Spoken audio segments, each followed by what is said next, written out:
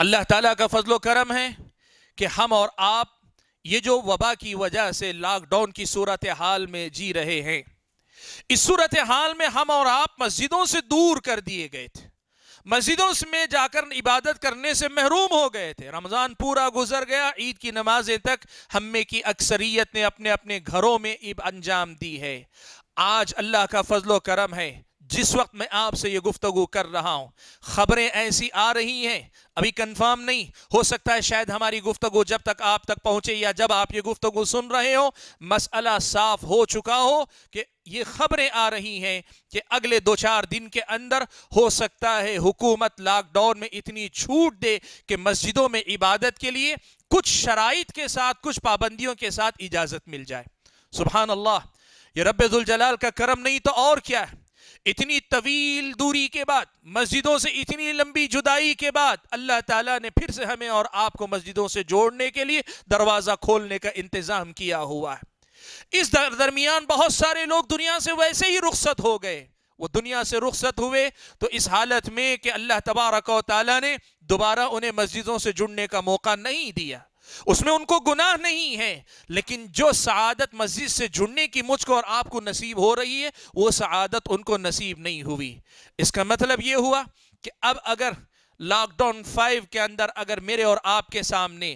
پتہ یہ چل رہا ہے کہ مرکزی حکومت کی طرف سے صوبائی حکومتوں کو چھوٹ ہوگی کہ وہ اپنے اپنے علاقے میں جیسے حکومت مناسب سمجھے ہدایات جاری کر سکتی ہے، تو مسلمان اس صورتحال کو دیکھے۔ یہاں 2 چیزوں کا خیال رکھنا چاہیے۔ ایک تو یہ کہ بیماری کے خطرات کے اعتبار سے ہمیں کن پابندیوں کا لحاظ رکھنا چاہیے۔ سوشل ڈسٹینسنگ کا معاملہ ہو، وضو کے پانی وغیرہ کا، مسجد کے تولیے کا، ٹوپی کا، مسجد کے قالین وغیرہ کے ہٹانے وغیرہ کا، کیا پابندیاں بیماری سے بچنے کے لیے ضروری ہیں، اس کا بھی خیال رکھیں۔ اور دوسری طرف جتنی چھوٹ مل رہی ہے، اس چھوٹ میں ہم مسجدوں سے کس حد تک جڑ سکتے ہیں، اپنے آپ کو مسجدوں سے جوڑنے کی بھی فکر کریں۔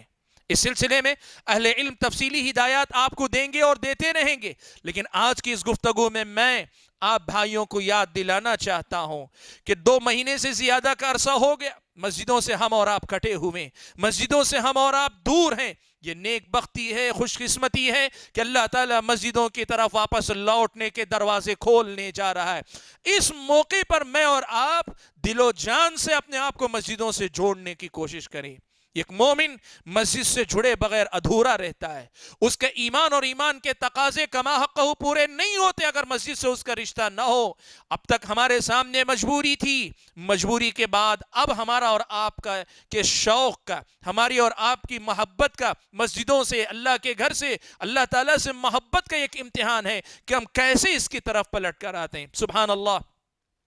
پیارے نبی صلی اللہ علیہ وسلم سے حضرت ابو ہریرہ رضی اللہ تعالیٰ عنہ نے اس سلسلے میں بڑی پیاری حدیث روایت کی ہے۔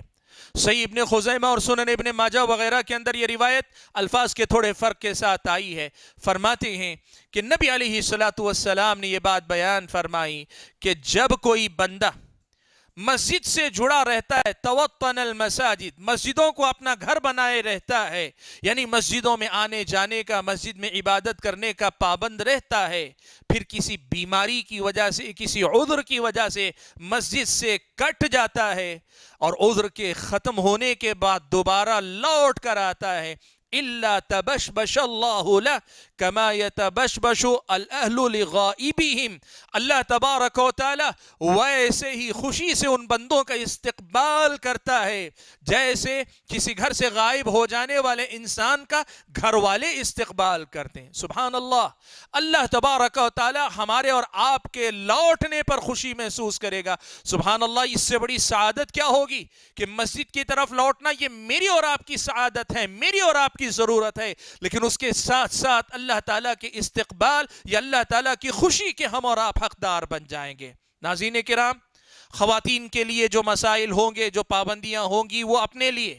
بڑے بزرگوں کے لیے ہو سکتا ہے پابندیاں رہیں، یا چھوٹے بچوں کے لیے ہو سکتا ہے پابندیاں رہیں، لیکن جن کے لیے کوئی عذر نہ ہو، جن کے لیے کوئی عذر نہ ہو تو وہ لوگ مسجدوں سے جڑیں، باقاعدہ جڑیں، آپ کو یاد ہوگا لاک ڈاؤن کی ابتدا میں ہم نے آپ سے یہ اپیل کی تھی کہ مسجدوں میں حاضری پر اصرار نہ کریں، اس لیے کہ حالات اور جو بیماری کے تقاضے، شرعی تقاضے بھی ہیں کہ آپ مسجدوں میں حاضری پہ اصرار نہ کریں۔ لیکن آج ہم پلٹ کر آپ کو یاد دلانا چاہتے ہیں، شرعی تعلیمات کی روشنی میں اور جو حالات آئیں گے ان کی روشنی میں، اہل علم کی طرف سے جب آپ کے سامنے یہ بات رکھی جائے کہ مسجدوں میں مردوں کو حاضر ہونا چاہیے سوائے ان کے جن کو مستثنیٰ کیا جائے ان کے عذر کی وجہ سے، ان کے حالات کی وجہ سے، تو پھر ہر مسلمان کو پھر سے 5 وقتہ نمازوں کی پابندی کرنی چاہیے۔ اگر اجازت ملتی ہے، جیسے کچھ حالات ہو رہے ہیں، اللہ سے امید ہے انشاءاللہ جمعہ و جماعت سب کا اہتمام کثرت سے ہم اور آپ کو